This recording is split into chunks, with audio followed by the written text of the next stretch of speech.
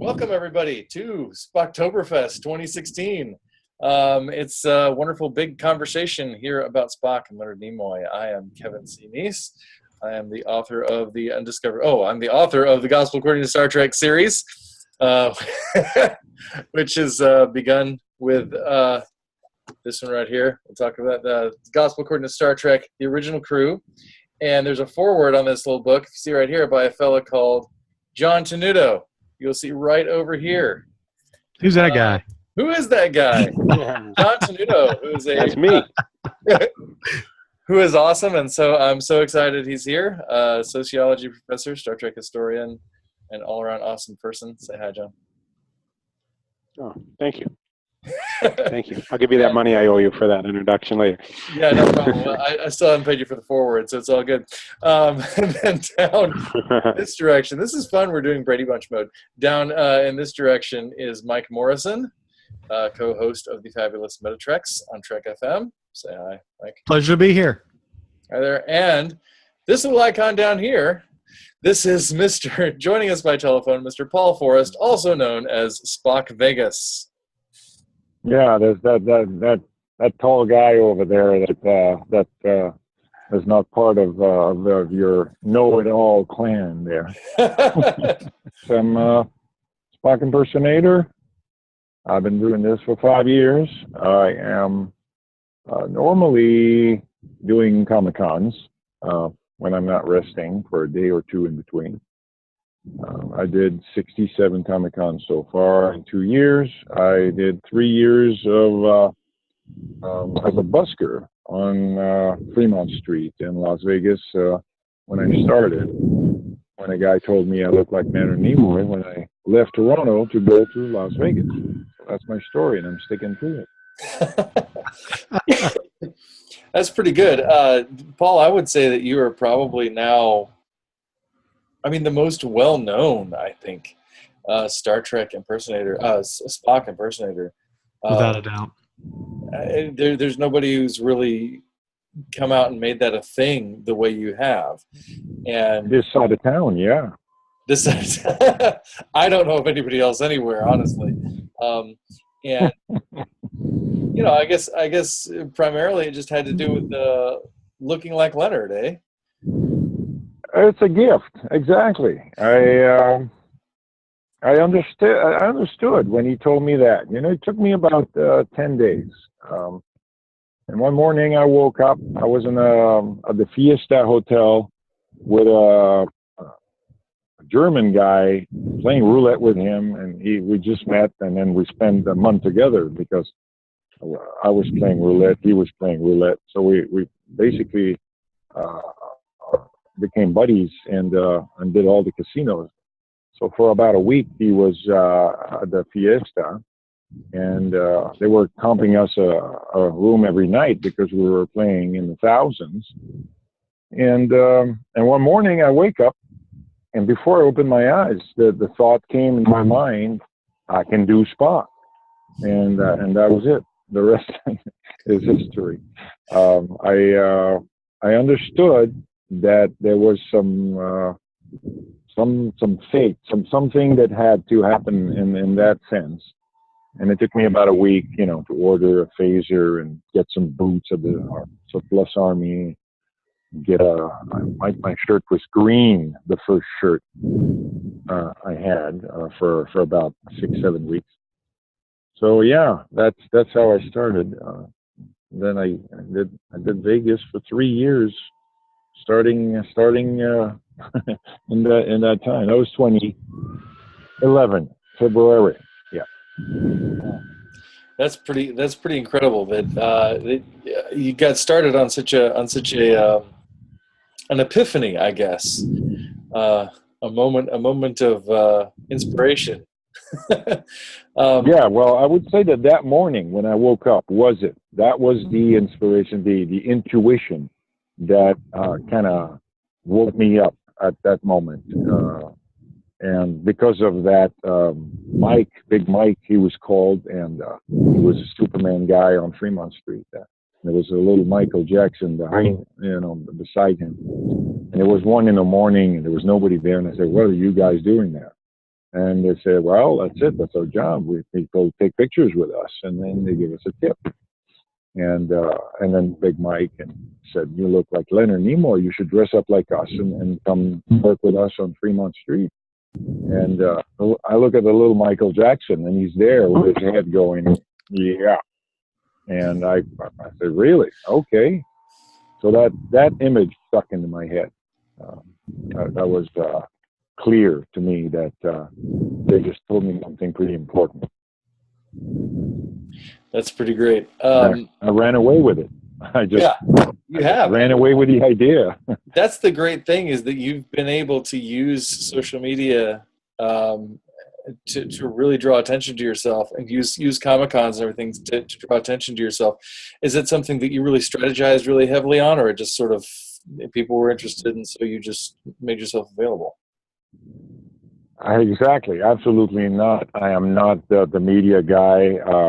Oh boy. I could be further. I could be higher if I would have had a helper in that domain. No.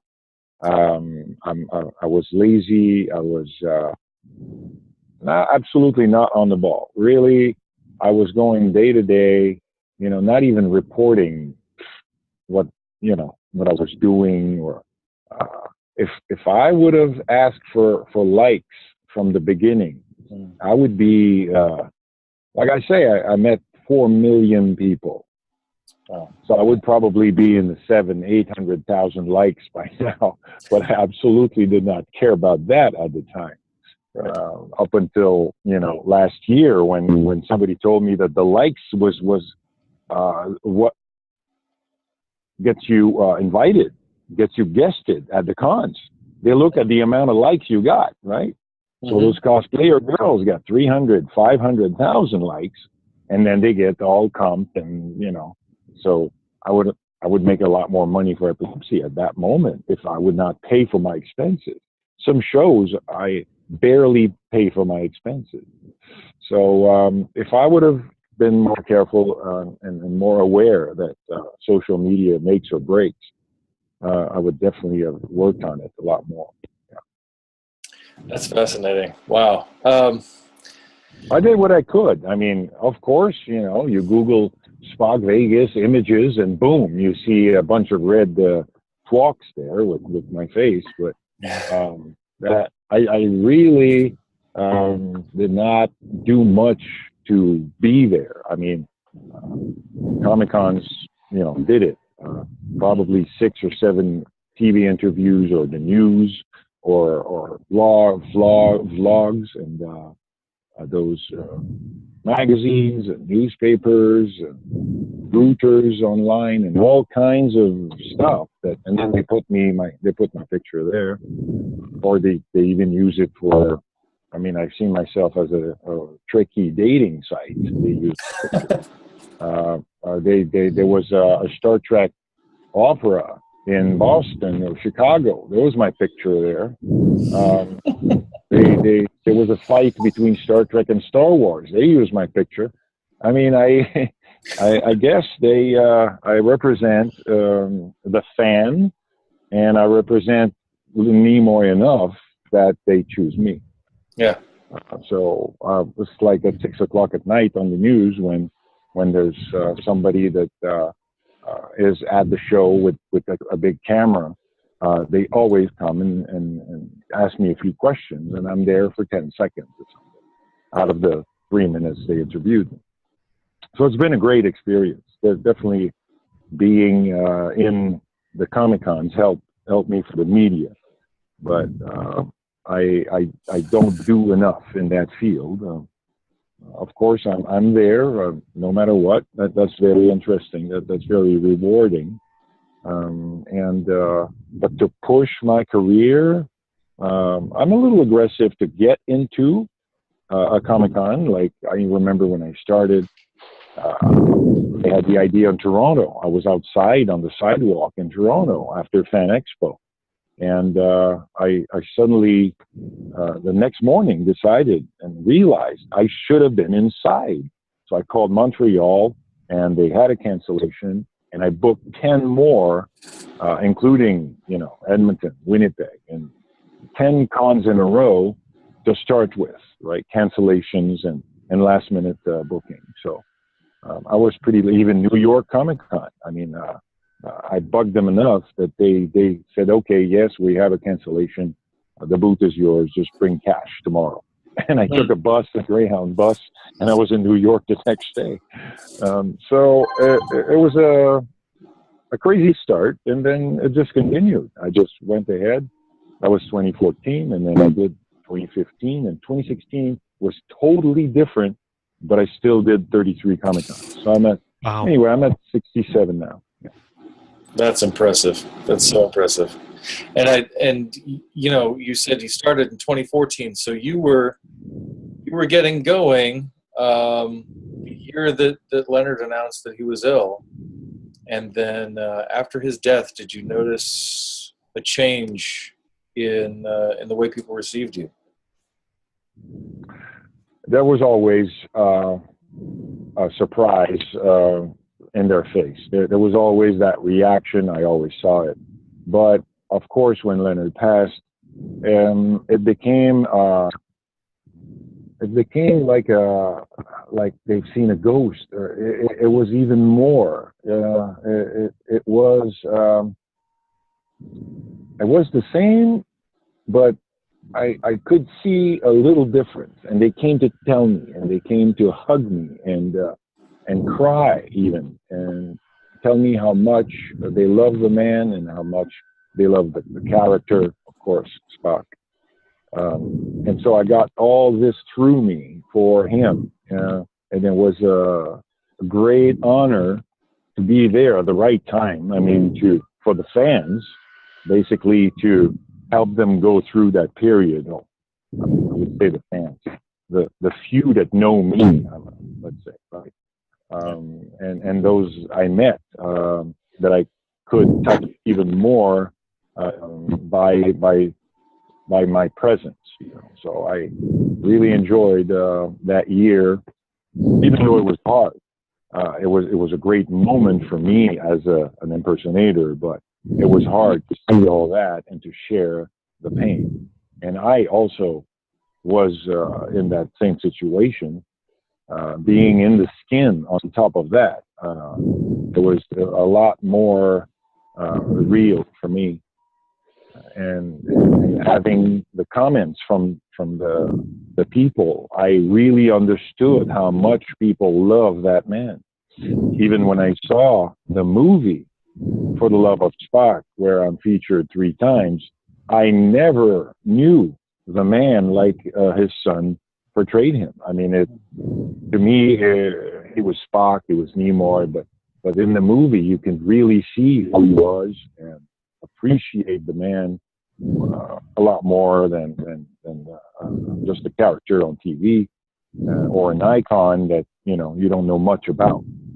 So it was a great honor again to be chosen to be in that movie as a fan, one of the only one interviewed in that movie, and be with the big boys talking about the man and his legacy and who he was. Of course, there was a lot of that, but I'm there for the fan appreciation part where holy cow, the people, you have no idea how much they love that man. What I heard, what I've witnessed, not about, I've heard it a million times. Wow, what an amazing Spock you do, and blah, blah, blah. But the fact that they love the man himself, and of course the character. But I never knew that, and they came to tell me that. Continue your work. You have no idea how much it's important for me and for the community. You're doing a great job, and we love you for that. And so that was my thank you, from the people, and it's still going on today. It's been only a year and a half. Yeah, I was just there at the right time. Yeah. I was going to ask you about your cameo in For the Love of Spock. How did Adam receive you, and did you have an opportunity to converse with any other members of his family? Well, I met them there this year.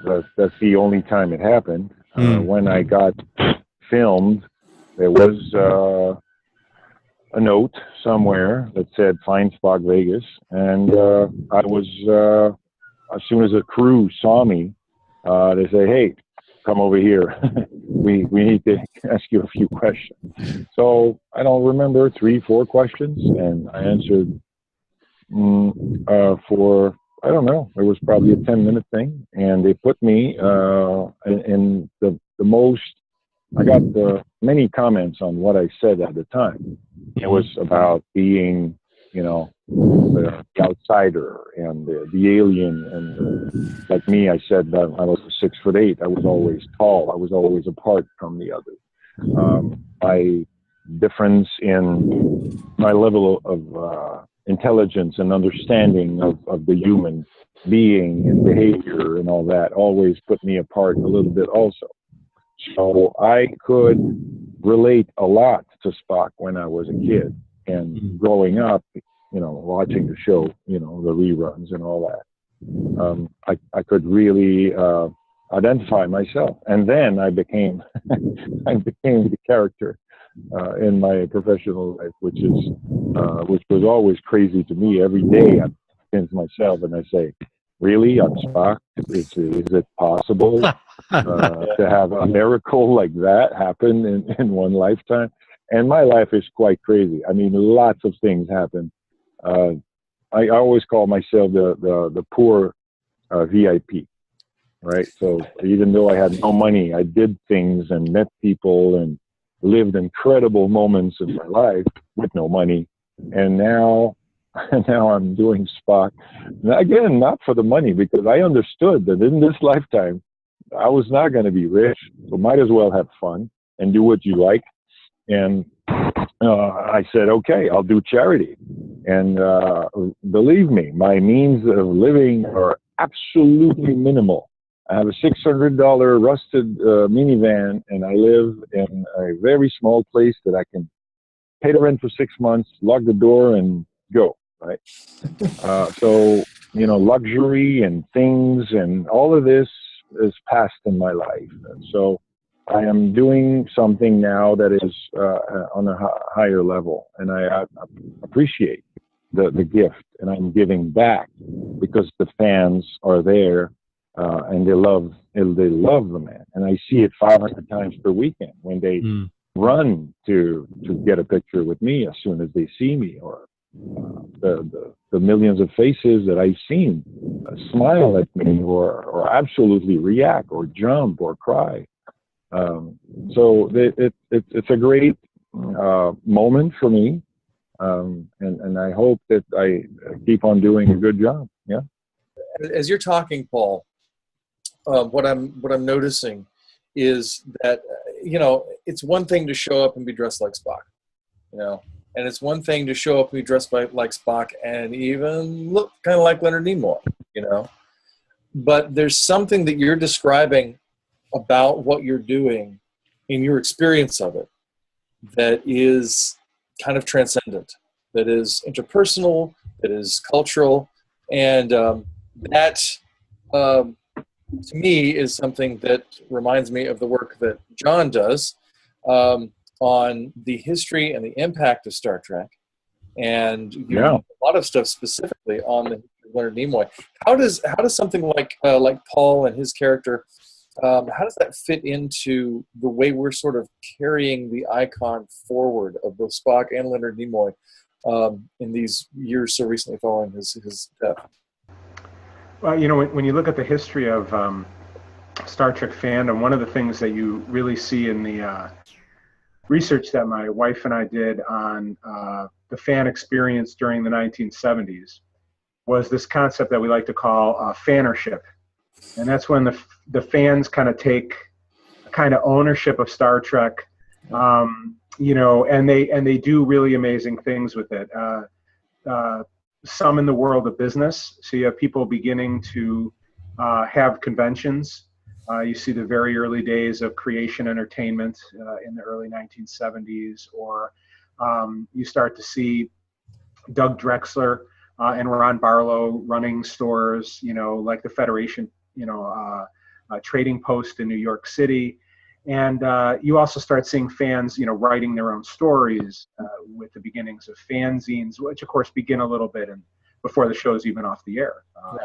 But really fills a hole or fills a gap in the 1970s. And that's really what fannership is often about. It's about those times when maybe Star Trek isn't being made, or it isn't being made at least in the quantity that we'd like, or a version of Star Trek that we really like has been taken off of the air, or the show's run its course, but we want an 8th season, or we want it to continue. And of course, when we lose one of the actors or one of the creative behind the scenes people, fans often step in as a way of filling that void, the void that's in our hearts, that's in our fandom. I think what Paul does is a great example of that, where how can we in a small way fill a hole that really can't be filled, but to bring a little bit of happiness, because Spock, of course, brought happiness and many other things to us throughout the 50 years of the character, no one wants that to go away. And of course, without Leonard Nimoy, it's never going to be the same, But in many ways, it's I think a really wonderful tribute to what Leonard Nimoy has done in his entire life, right? His whole life has been about a kind of education in a way, an education of himself as an artist, but then giving that education back to the world. I'm always moved by his words when he received an honorary degree, and he talked about how the world is waiting for you. He's talking to the students, and he's telling them, you have a passion, there's a talent you have, and the world's hungry for it. And whatever it is, whatever that ability is. And so he was just constantly an inspiration. I think Paul had mentioned the word outsider, with his height and all of that, being an outsider. And I think that's really, if you look at any sort of theme, I'd hesitate to say there's a single theme to a life as rich as Leonard Nimoy's. But I think for us, for my family, I think the theme that resonates the most is the teaching the world about the functional outsider, the person who's different but yet contributes, the person who's different and stands apart but's also part of the group. Of course, the character of Spock, saves the universe many times, literally, and it's because of his difference often that he's able to do that. But it isn't just this character of Spock. I think you see that in his photography. His Secret Selves project, I think, is a great example of that. I think that's his last photographic artwork that he did. Or you see it in roles he played, like Kid Monk Baroni, this guy who's disfigured, almost like a Quasimodo character who, contributes to the world and kind of goes through that process of learning what does it mean to be functional. I think you see that even in this character of Paris, in Mission Impossible, though we didn't get to know that character as well as we did the plots. There were more plot-heavy Mission Impossible. But I think for every person, Leonard Nimoy represents something, a lesson, a moment. The character of Spock can represent that same thing. And so fans, we've always sort of been there to try to fill in those gaps when there are holes. And of course, with Nimoy's passing last February, a giant hole was left in Star Trek. I have said privately, anyway, I don't know how publicly I've said it, but I have felt that Leonard was kind of, I think, the standard bearer of Star Trek for a lot of people and for a long time. And I don't know if you necessarily, I think you can at least trace it to Gene's death. From at least that time forward. I feel like Leonard, he had that mantle before then, but I think even more so at that time, and particularly after we lost Majel, it was just like Leonard was Star Trek. If anybody was walking around, being Star Trek, it was Leonard Nimoy, and so to lose him is just incredibly profound. Yeah, I mean, there's a lot of words that get thrown around in our culture, like icon and genius, and I mean, it's and usually they're meant in a nice way, but I mean, he really truly was an icon. I mean, him as a man and the character that he played, in terms of worldwide recognition. When we teach our students, and if we're using a scene from Star Trek or an idea from Star Trek, we live in a kind of a world now where it's so customizable and niche that the number one show on TV might get 18 million viewers. Back in the 70s, that show wouldn't have lasted. Right. And we're all kind of doing our own things and in our own ways. And so you sometimes have to explain, and Star Trek's really easy to explain. You just say, well, the show with the guy with the ears, and then they know. Right. That's actually Nick Meyer. So they've never seen an episode. They know who's Spock, and many of them. I think we just had a squirrely thing happen. Many of them, what? Is everybody hearing me okay right now? Yeah. Good. Okay, all right. Well, you said, and many of them. Did I cut you off? No, go ahead. You were going to say about Nick Meyer? The audio was going squirrely at the same time, and I couldn't tell if I interrupted you or if the audio stopped. Okay. I don't. So many of them. Go ahead and pick that up. That's fine. I was just saying that in terms of, he really truly was an icon.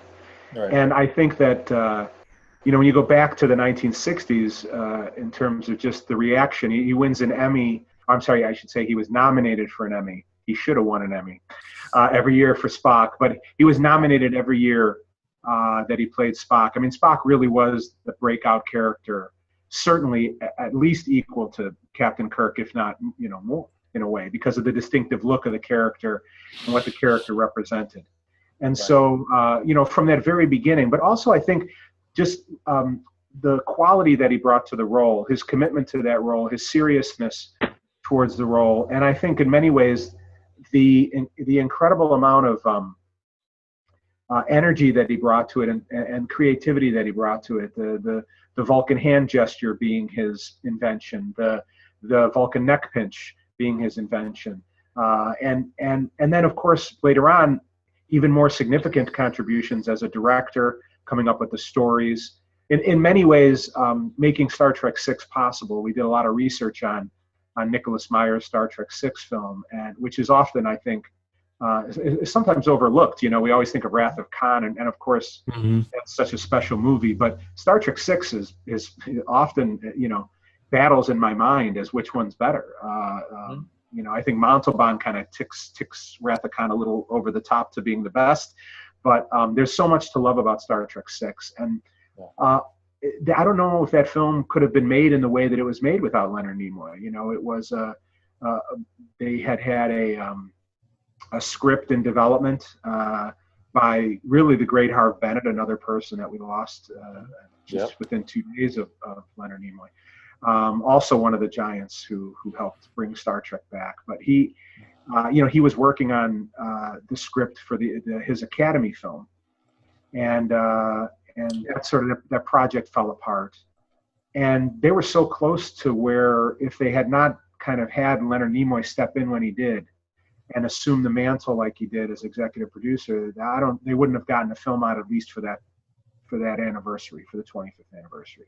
Wow. And it may have been a different film because 6 months in one direction or the other, perhaps Nicholas Meyer wouldn't have been available.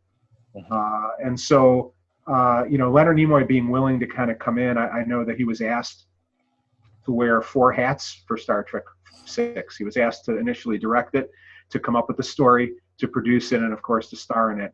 And him realizing that's, in the short window that we have, too much. But that he was asked to direct Generations, but said no because he wanted it to be he wanted to kind of shepherd it more. He wanted to be more of the guiding force behind it rather than just a director for hire. I think that showed that he was a person who took Star Trek very, very seriously. I think in many ways his participation in Star Trek 2009 and in the J.J. Abrams universe, so that what we now call the Kelvin universe, that's what made it Star Trek. If Leonard Nimoy hadn't participated in it, it wouldn't be part of that same world, I think. and that his participation in it allowed it to become what it became. And I think, for example, the last film, which was remarkably well done. Yeah. I enjoyed all of them, but I think they really hit their stride with the last film. That it was able to pay the tributes to both Leonard Nimoy himself and Spock and Star Trek in the whole, and all the actors. In the way that it did it was even more emotional because Leonard Nimoy linked and bridged those two universes together. Yeah, I agree with you on that, and I think his blessing, of that whole project, I think is so important because it met with so much backlash, and still meets with so much backlash. But especially, oh man, you mentioned Star Trek Beyond. I mean, the love with which that film is made is just jumping off the screen to me. It's marvelous, and I'm so glad that I was able to have the opportunity to write a chapter on that film for the book, because it's just one of my favorite Star Trek films, and again Star Trek 6 as well. That was a surprisingly rich chapter to write because it's not a film that, I mean, apart from the send off of the original crew, I think for a lot of people generally, they don't think of it as such a great film, but it is. I mean, it's phenomenal. I've been a fan of it, for a long time. That was actually the only Star Trek film only of the original Star Trek films that I saw in the theater, because I just wasn't into Star Trek yet. and I remember I think it was on Entertainment Weekly. Entertainment Tonight or something like that. Leonard Nimoy was interviewed about Star Trek 6, and he said, "Well, this is the kind of movie that you just need to get a big old tub of popcorn and sit down and watch it with a big old tub of popcorn." I never got popcorn at the movies, but Leonard Nimoy said, "Get a big old tub of popcorn and talk about it." I got a big old tub of popcorn, and I sat there munching away, and I loved every minute of it. It was marvelous, and I almost feel like Leonard sold the film a little bit short by saying that, because we think of a popcorn film as just pure entertainment, and there's so much more in that about peacemaking and about the kinds of ways that the prejudices and biases can creep into even the most well-intentioned souls. I mean, the fact that you have essentially racist statements from Jim Kirk of all people, who said very famously in Balance of Terror, whatever. I forget the words exactly, but whatever racist sentiments you have, or wherever you leave them in your quarters, and they have no place on the bridge, and yet here he is, having been sort of overtaken by it through means of grief, which a lot of the things, and I think was so important in that film, that some of the things that we do on these sort of broad scales that we think of as these big social problems, or these big social issues of racism or bigotry or hatred of various kinds, or disenfranchisement, all these sorts of things that we engage in, they actually come from these very personal places. And a lot of times they come from very well-intentioned personal places. And that's what's so great about Spock as a character, is because as a character, he's able to do what Star Trek does at its best, which is to address things that are very personal and intimate and immediate, because we're always talking about Spock's interior life. But at the same time, he's always pointing us to something larger, either with expressions of logic or with a commentary on what's going on that lets us see it from a new perspective. Whatever it is, we recognize there's something bigger going on with Spock, yet we have that personal connection. So much emotion packed into this ostensibly emotionless character. It's not appropriate timeline-wise, but I think in some ways Star Trek Beyond can be a kind of sequel to Star Trek 6, right? Star Trek 6 is about the beginning of making peace with an enemy, with a group that there is hatred for or distrust of, and then Star Trek Beyond is, well, what does that look like 100 years after peace has been made, or 50 years after peace has been made? and what happens to those children and grandchildren after that, right? Yeah. It doesn't work timeline-wise, of course, that can't be the case, but I think thematically that's it. I think a lot of the, I'm always interested in the people behind the scenes. A lot of our research is on, just incredible to us, really the people who work with limitations, who really embody what Nicholas Meyer talks about, the idea that art thrives on limitations. And so you get, whether it's Michael Piller in the Next Generation world, or, it's Harv Bennett on the movie side, or whoever it is in terms of the behind the scenes artists of Star Trek. And looking in a way at their real lives and how those real lives affected what was on the screen. So I think a lot of Star Trek's point of view on war, a lot of it comes from Gene Roddenberry's real life war experiences. He's a real hero, right? I mean, he survives a plane crash in 1947 as a Pan Am pilot, and at that time he's actually deadheading on that flight. He's not the pilot, but the pilot's dead, as is most of the crew, and he becomes the senior crew person on that flight. And he's got broken ribs, and the plane has exploded. The fuselage has exploded, and you've got 20 plus passengers, including the Prince of India, who has to get off that plane and survive in the desert overnight. He survived the plane crash during the war. He received the Distinguished Flying Cross. I mean, this is a person who saw 89 combat missions. You had Gene Kuhn, who really brought so much to the original Star Trek. The prime directive was articulated by Gene Kuhn.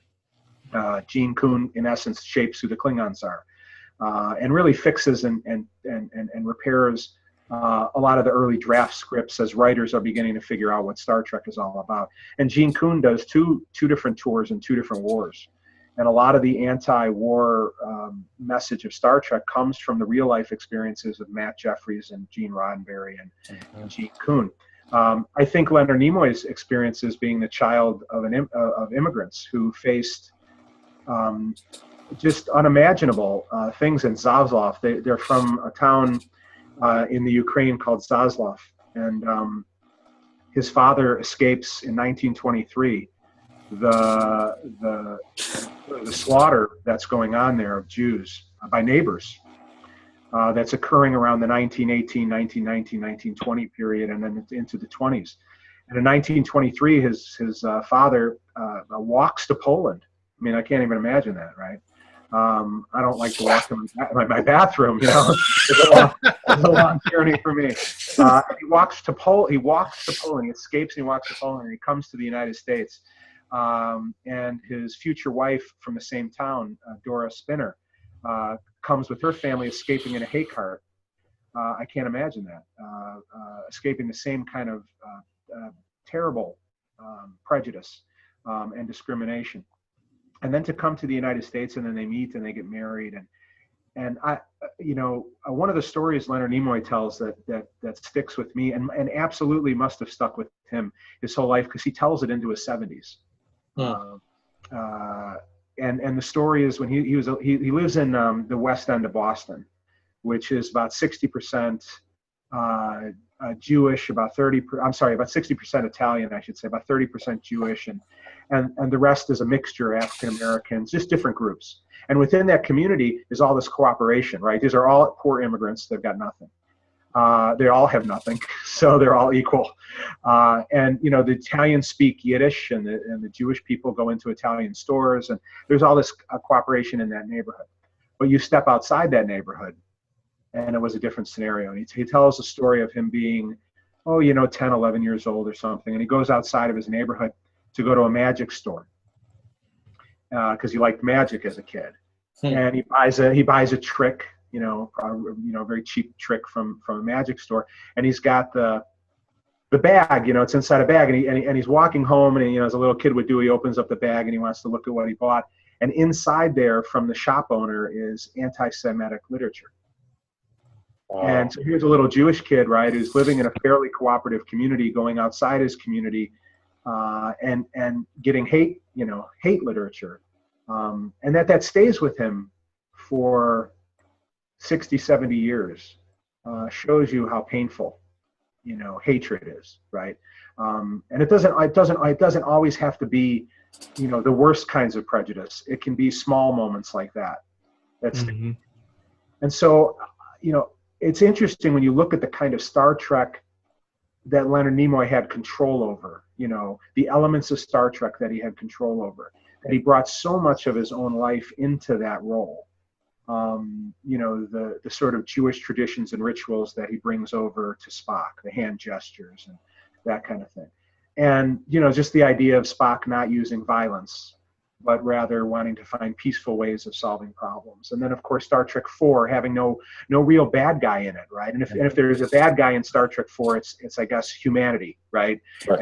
And short-sightedness and ignorance, and that's the villain of Star Trek 4. But there's no real guns in Star Trek 4, The military has it when they're chasing Chekhov, but none are ever fired. There isn't, there really isn't any violence in that film.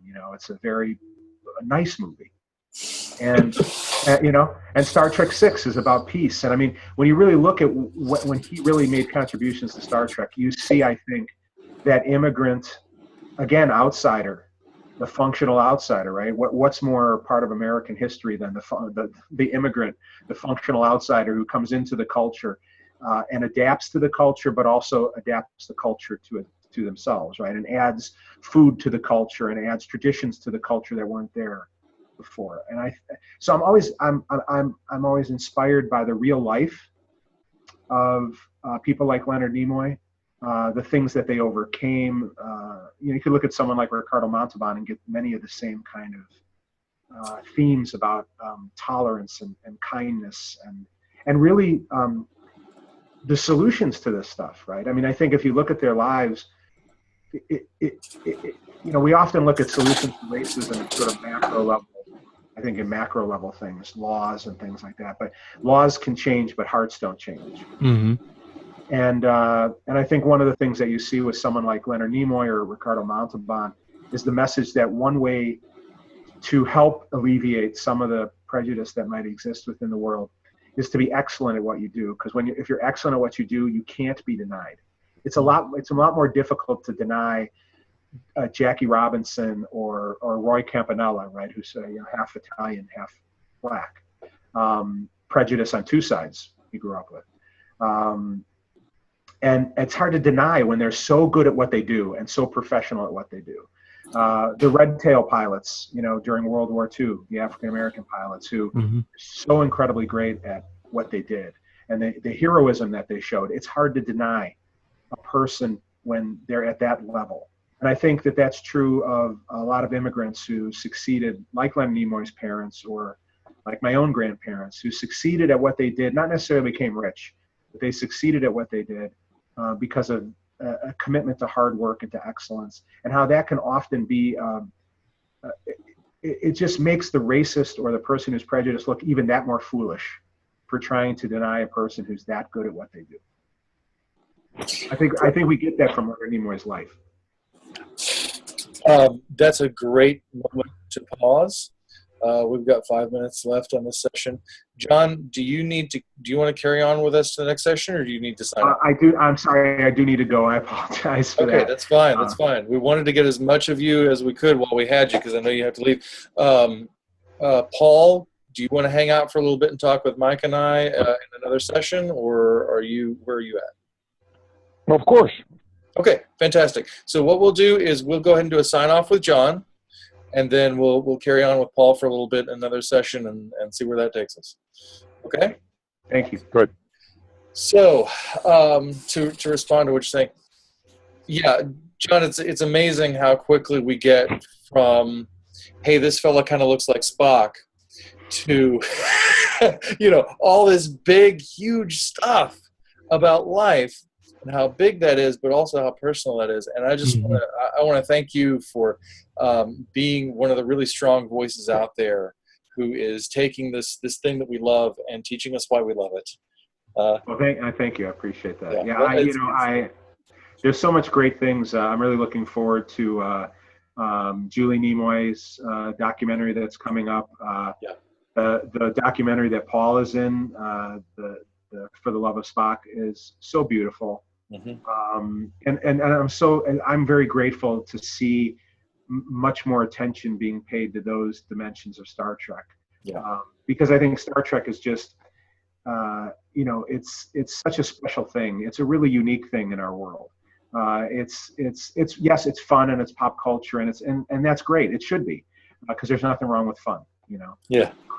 But any fun that mixes in thoughtfulness and just makes us think, makes us question a little bit. We always need that, and Star Trek's really good at that. So there's so much to look forward to at Star Trek Discovery, and everything. It's just a great time to be a fan, and if I can play any small role in it, just sharing the information that we find, we're very grateful to be able to do that.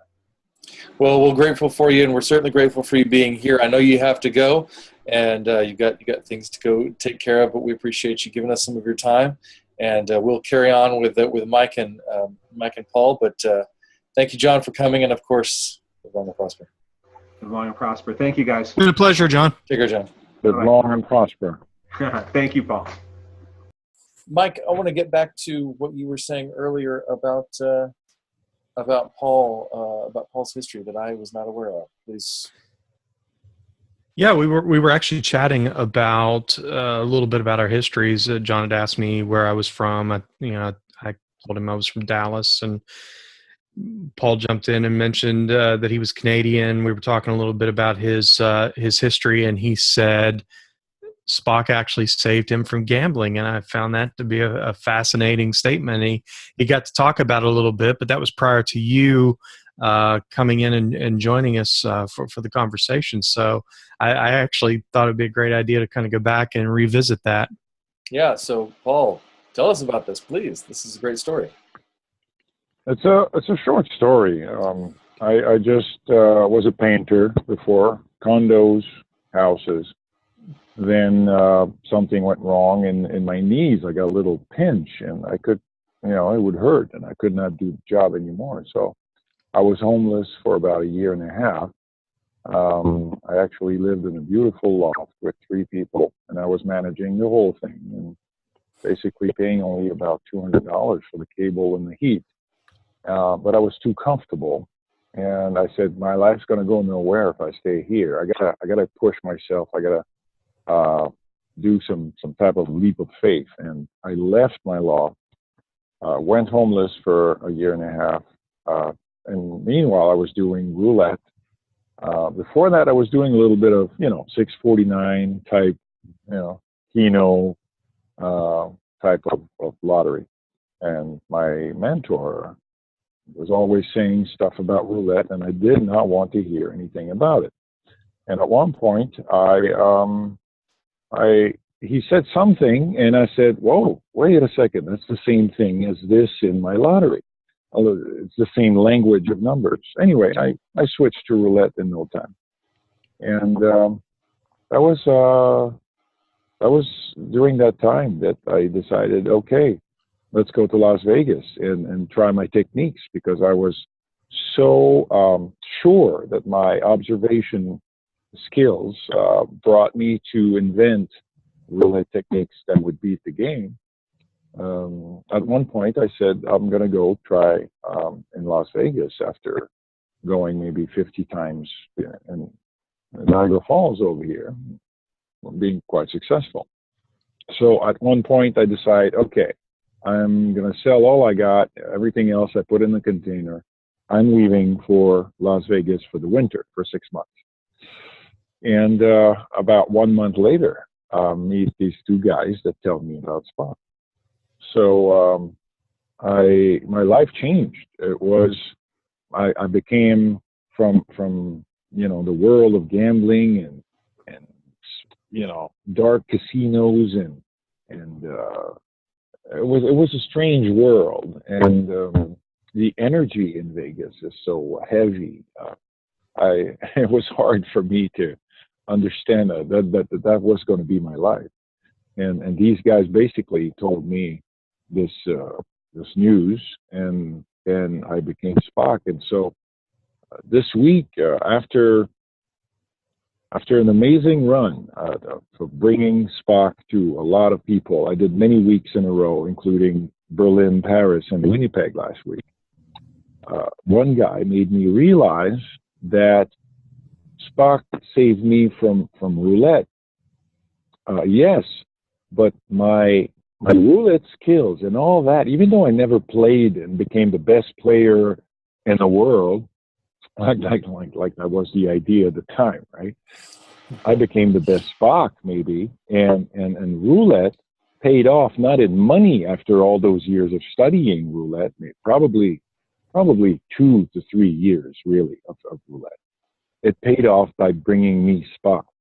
And that almost made me cry, because this guy in 1 minute knew the reason, knew the whole aspect of my story when my only story was Spock saved me from gambling.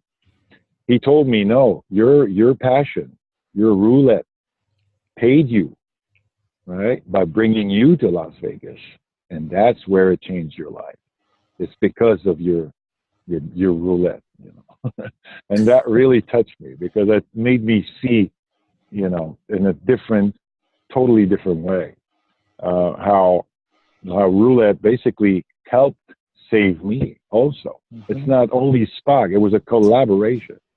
And today I can do it all over the world. And John was talking about integration, and being an outsider. Well, now I am living that everywhere I go, in Europe, and even me as a Canadian, a French Canadian, being in the States all the time, right? That's a different, of course, we're Americanized and all that, but it's a different city, it's a different land, it's a different culture to me. It's a different country already. And going to Europe is even more. And bringing Spock to those people, it makes me grow a lot by being that outsider again and again and again. So that's my story. It's one of being people say, you know, the magazine's a little success story, but it was very simple. It happened very naturally and brought me to what people say is my destiny. I mean, with the voice and the looks and the way I present him, they all say that was I was born to become that character, and I'm very happy and proud. Yeah. Well, you know, that's a remarkable story, and you know, in my work, you probably haven't read the book, but in my work, in the Gospel according to Star Trek, the original crew, and in the audio commentaries and stuff that I've done for some of the Star Trek films, I talk about Spock. Well, I have talked about him as a monastic figure. I also talk about him as a Christ figure. I talk about him as you know, a savior. So the idea of Spock saving you makes a lot of sense to me. It just sort of resonates. But what's really interesting in listening to you talk about that experience, I mean, first of all, the idea of being saved from something, you know, tells you that while there was benefit in it, there was a negative end maybe coming, you know, or a potential for addiction and financial ruin and all sorts of things in that. And so there's definitely something to be saved from. But the idea that process of doing that thing from which you now describe yourself as being saved is part of the process of your salvation. It is part of the process of how you came to be rescued. I think that has theological significance, honestly. That everything. I was talking with somebody. What was it? Well, it's a conversation I've had so many times that, you know, gee, I wish I had known way back when I started this that I could just do X, Y, Z. You know, like, what if you had known, you know, 10 years prior, 20 years prior, that you could go out and be Spock? It wouldn't mean the same thing to you as it does now, having been through everything you've been through to this point. And so even though you could say, you know, oh, well, you know, maybe I was going in a bad direction, or maybe it might have gone in a bad direction if I'd stayed with it, or what have you, whatever you've gone through to get there, even if it was really bad, is still a part of the good that you're at now, because you wouldn't be the same without it. Exactly. Yeah, I find that. I think if Spock were sitting here, he would probably say something like, once again, I think we should have faith that the universe will unfold as it should. Yes. Very, very well said. There you go. Way to encapsulate what I'm thinking with a Spock quote there, Mike. That's exactly right. Because you do, Paul. You talk a lot about this as a leap of faith for you, as an act of faith for you, and doing this weird thing, that may not make sense to other people, or maybe made sense to only, didn't make sense to you for a while, but that just goes back to something that I talk about all the time, that process of faith. I mean, that's part of being human, is it not? Of course, we think that what we're doing now is okay, and it's a passion or whatever, and we live the moment. And at one point, there may be some internal voice that says that's probably not it, and there's more to life, and there's more to your future. And for some reason, something happens, or you make it happen, subconsciously. There's a decision that's being taken, like this is not it, this is enough, or there's just so many turning points in life when somebody is suffering, and then something, some savior, some event, some flash of genius, something happens that really can spark and change all of your life. And direction and location and people around you. I was in front of my computer for many years alone in a room. And then the next day I was with 5,000 people every night in pure communion, right? Doing my job and also being, right? It's not only because I needed money at the time. It was survival, but it was also the experience of having 5,000 people, drunk or not, pass in front of you on Fremont Street and acknowledge your talent and reward it even. So that is the beginning of something new. And I hope that people find their passion and are drawn into it like I was. Because that is that's luck. That's amazing luck. It's a synchronicity. Call it like you want. It was something that I had to become in this lifetime, obviously, because that's where I am now, and I've been recognized as a good cosplayer, no matter what they call it, impersonator, look-alike, but it is now what I do full time. And roulette has taken a step back because it's a full-time job. Right. When I'm not traveling, I'm here booking. So it's absolutely, I did a good 2 years. I don't know about next year. I got nothing planned for next year yet. And we'll see what happens. Again, I don't know. I could just hope for the best. Right. Well, I have no doubt, sir, that you will find your next step and you will find your way as this continues to unfold. What an unusual, I believe too. Yeah.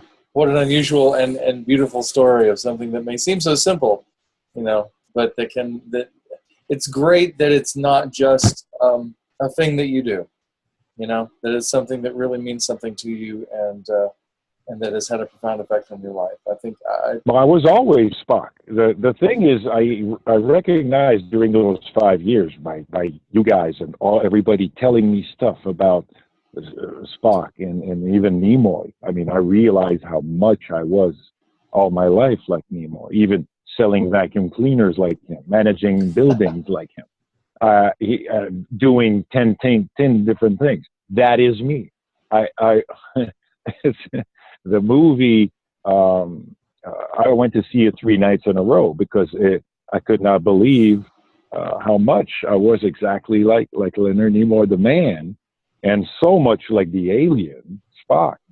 he brought that with him, of course, to the character, but that's it. That's what I was all my life. So I could actually see myself in him when I was, young. I remember playing Spock with my friend. We would throw ourselves on the grass and like we were hit from something, and your buddy would be there, like, "Are you okay?" And then recognizing that I'm so much like him when I started, and even more today after seeing that movie. The great realization that I was, this, not only this character, but so much like the man all my life. It's an honor and it's a pleasure to do it for the people, because I get this reaction. I do it for the reaction. It's a pleasure to see somebody smile, and it's fun for the ego too, right? I mean, it's my reward, but whatever the effect is in that person, I mean, I get comments like, "You made my weekend," stuff like that. That really is my reward. That's marvelous. I think Kevin, that speaks so much to what Leonard and what the character of Spock means to Star Trek fans. The fact that someone can show up looking like him, dressing like him, and make somebody's weekend. And sure, and very honest, Paul, of you to say, that strokes my ego a little bit, but it's the reaction of the fans. Well, the reaction of the fans, I think, is rooted in something very deep, something very intimate that this science fiction character has taken on in the life of a fan, and I think that's incredible. Well, it's not only me. I know that. They come to tell me, "You do a good job. You look like him." Yeah, without a doubt. Oh my God, he's got the voice. But it's not only that. It's him that they see, right? And they react to see him, Leonard Nimoy, Spock, right? So that is the best part of be looking exactly like him, is that you see the reaction of the person that sees Spock. Yes, not and you is doing Spock.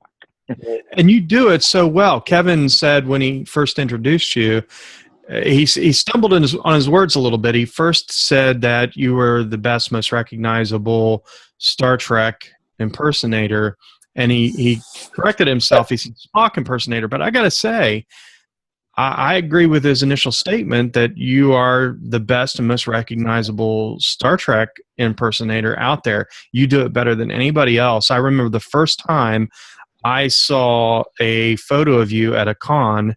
I was surfing the internet, checking out the con pictures, full of envy because I couldn't be there, and I saw your picture. And I remember thinking at that moment, "Oh my God, he looks just like Leonard." Wow, that's marvelous. Well, I kind of thought of that when I made that slip up, and I also thought that it's interesting that I made that particular mistake because Spock does so embody Star Trek, and so, it's a Freudian slip. Yeah, it works both ways, but I think it's absolutely true. And I have to tell you, one of the great regrets of my life, I went to Dallas Comic-Con in 2011, and Leonard Nimoy was there, and it cost extra to go, and I was super poor, and and I just didn't do it. I was like, I just can't spend more money. I'm already spending money on a ticket. I'll catch him next time. And then it wasn't, I don't know when it was, in September or something like that of that year, that he announced that he was retiring from doing conventions, and October 2nd was his last convention. Mm-hmm. And that was the year of the first Spocktober, because I was like, we have to honor this in some way. But and we actually had it's in the book. Well, I'll talk about the book in a little bit. It's in the book Spockology, the story of a friend of ours going to his final convention and meeting him. She was a huge fan of him. So the point is, here was my opportunity, and I I blew it. So Paul, I hope next time you're in town or I'm in your town or whatever, I get to meet you, because it'll be the next best thing, I guess. So. Well, I'm celebrating my 1,000 times dressing up as Spock in my 5 years and a half now. Right. So I hope to make it to 2,000. Well, I hope you too. I hope you make it to 10, if you can. I mean, it's wonderful. I appreciate what you're doing, and I'm just so encouraged to hear the meaning that it has for you and for the people who encounter you, and hopefully people who listen to your story when they see you now at conventions and things will be able to view you in light of not only Spock, not only Leonard, but of your own story as well. And I think that can make it all that much more valuable. So. Thank you very much for having me. Thank you, Paul, for being here. And I think, Mike, are you texting? Seriously? Yes, I am. As long as you own it, man. That's. Yes, I am.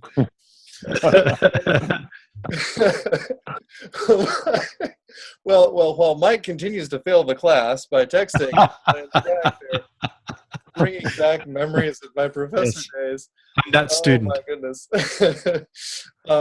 Mike, have you something you'd like to add before we? I feel like we're coming to a closure type moment. Do you have something to add before we? Because you've been here, you've been so patient. I've really enjoyed talking to Paul and John. I even took some notes, while both of them were talking, and I find their stories very fascinating. I think they both really embody, I think, what I'm thinking as we're sitting here talking about the life and legacy of Leonard Nimoy, and that is that it's such a personal human thing that this half alien character from a sci-fi series really touches us in a very deep place and means so much to each of us. Listening to Paul talk about kind of being the outsider, and Spock, for me, really embodies this idea that you can be cerebral and you can be the outsider and still make a difference. And I think that that was the message I think that a lot of people got. And you hit the nail on the head when you were talking about Spock being really the central figure of Star Trek. I think there's a reason why Spock means so much to the franchise. And so, and losing him, I think, was just a deep blow to the franchise. I remember when the first announcement came out that he was suffering from COPD. I worked for many years with respiratory patients, primarily COPD patients. And I really started mourning then because, I knew the inevitability of the condition that he had. And so, I even began mourning then because I knew, I knew that his departure was imminent, and losing him a little over a year ago, it just it was just such a deep blow to the franchise. But I appreciate the fact that Kevin, through your work and these Spocktober events and fandom in general, we have this incredible ability to keep alive something that I think means so much in the world we live in even today. That he brought deep thought and ideas that honestly I think are revolutionary ideas, that they're not new. I mean, the idea that you can make peace with an enemy, you can love your enemies. My goodness, who does that sound like? And he's able to confront these things in a way that he's disconnected from. For instance, you mentioned Star Trek 6. Jim Kirk is so emotionally emotionally invested in his hatred of the Klingons that he can't even step back and appreciate the fact that their way of life is coming to an end, and they're their culture and perhaps even their species could be irrevocably damaged. And Spock is able to confront him with this idea that that peace is the answer, and he can do it detached from Jim's emotions and really confront him with a cerebral idea that is, I mean, you can't argue with it. Kirk couldn't argue with it. He had to swallow his hatred and do the right thing. And Spock does that for us as human beings. I think oftentimes his character confronts our innermost thoughts and feelings in a way that it really causes us to step back, to disconnect from our feelings and connect with something much, much higher. And certainly that's been the case for me. And the fact that we're able to keep him alive and keep Spock alive in fandom through books and podcasts and cosplaying, I think it's an incredible thing to preserve his legacy. Yeah, I agree with you. Definitely. Yep. Yeah. And I'm really grateful for the work that all of you guys that have been on the show on the Spocktoberfest today have done in that regard. Paul and John and Mike. Mike, of course, with MetaTreks. This is what you do all the time on Trek FM, talking about Star Trek from a philosophical and sometimes theological standpoint when you have the right guest. I'm not mentioning anybody in particular, but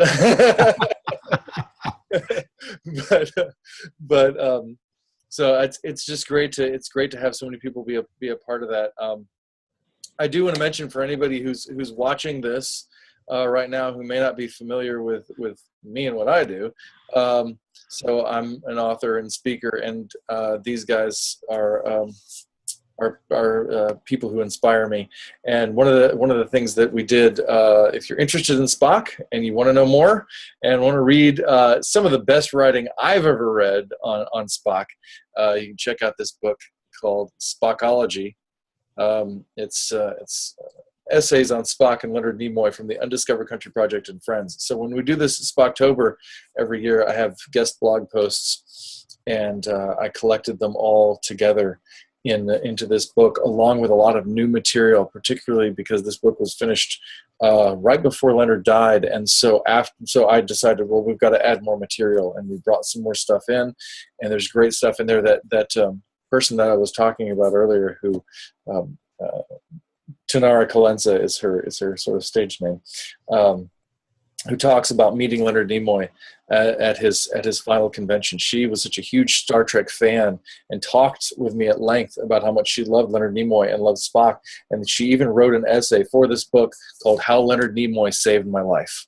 And it's a story not unlike Paul's, in that although I would say she was probably in a lower place than Paul was in terms of her emotional well-being or spiritual well-being, but definitely Spock and Leonard Nimoy himself sort of being a great influence. And Paul uses ears that are made by visual effects artist Steve Neal, who sculpted Steve Neal, good man.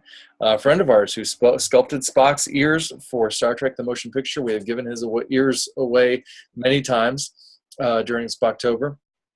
And he is a wonderful visual effects artist, and you can check him out at Steve Neal's Garage, SNG Studios on YouTube. And his story is in this book. His story of getting the gig to do Spock's ears, meeting Leonard Nimoy, and which he says is still one of the most profound experiences of his entire career. Huge, great guy. He was on our last Spocktoberfest.